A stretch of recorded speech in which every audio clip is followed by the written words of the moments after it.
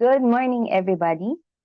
So for today, we're going to talk about the traditional products of FWD.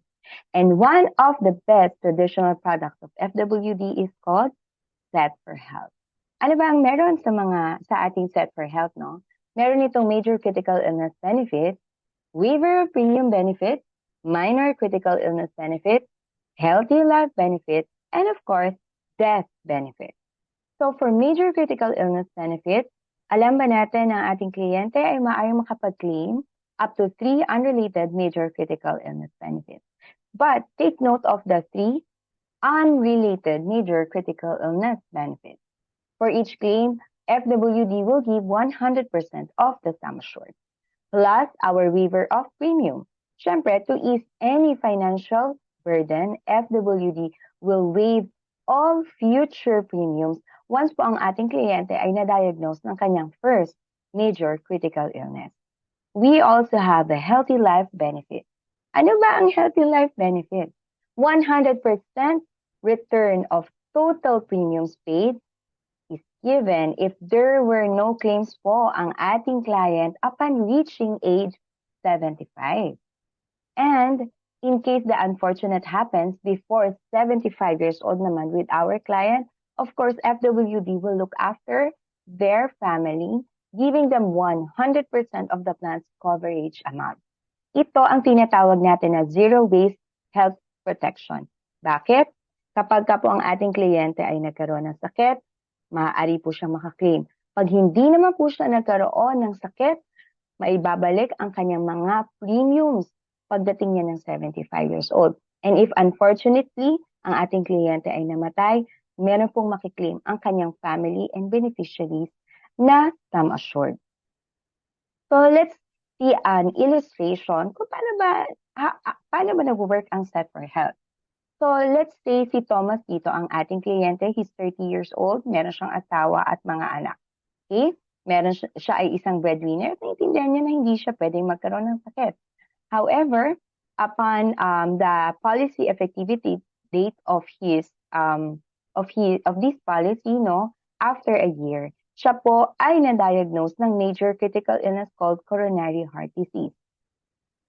Thomas will receive 1 million pesos that he can use for his treatment, plus premiums are waived until end of the paying period. Unfortunately, no, after a year, nagkaroon ng minor critical illness naman si Thomas, and na-diagnose siya ng early stage cancer. He will receive 20% or 200,000 pesos naman from his sum assured that he can use for his treatment. Unfortunately, once again, na-diagnose si Thomas ng benign brain tumor as his second major critical illness on the policy year 3.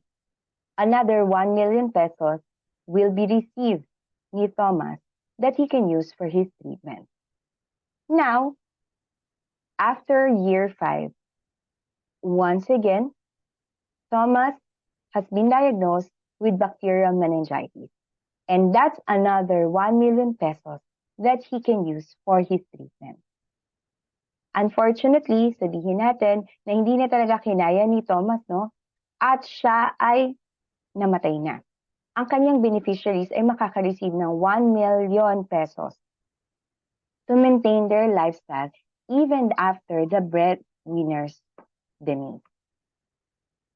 With this po, no, assuming na 33,260 pesos per year ang premium ni Thomas for 20 years, Thomas and his family may have as much as 4.2 million pesos in total benefits already.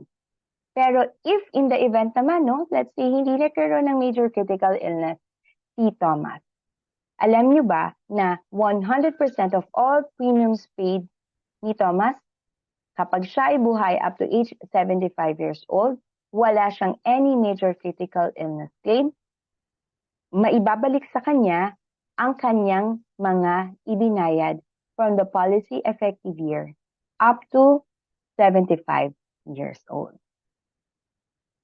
So, for this one, sino ba ang pwedeng makapag-avail ng Set for Health. Ilang taon at ilang years ang paying premium nito. So for this one, 15 days to 60 years old for 5 paying years, 15 days to 55 years old for 10 paying years, and 15 days to 45 years old for 20 paying years. Ano-ano ang categories ng major critical illnesses? So we have all forms of cancer, major organ failure, heart and blood vessel, neuromuscular, and other major critical illnesses.